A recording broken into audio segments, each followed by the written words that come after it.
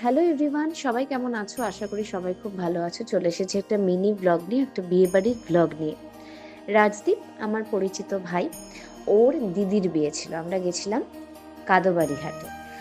ওখানে ওর দিদিকে ভীষণ মিষ্টি লাগছিল কনের লুকে, এবং দিদি জামাইবাবুকে একসঙ্গে ভীষণ মানিয়েছে। তারপরে ওখানে গিয়ে একটু গরম কফি খেলাম।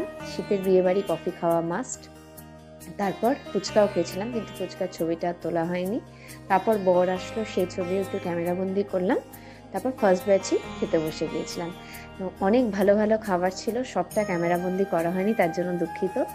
ডাল, ভাজা ছিল, তারপরে স্যালাড ছিল, তারপরে 2 রকম মাছ ছিল, পাঁঠার মাংস ছিল, চাটনি, দই, মিষ্টি, তারপরে সন্দেশ, অনেক কিছু ছিল। খুব ভালো খাবার ছিল। আর খাওয়ার পর তারপরে আরও কিছুক্ষণ থেকে ওদের সঙ্গে কথা টথা বলে তারপর আমরা চলে আসলাম। বেশ ভালো কাটিয়েছি, আনন্দ হয়েছে।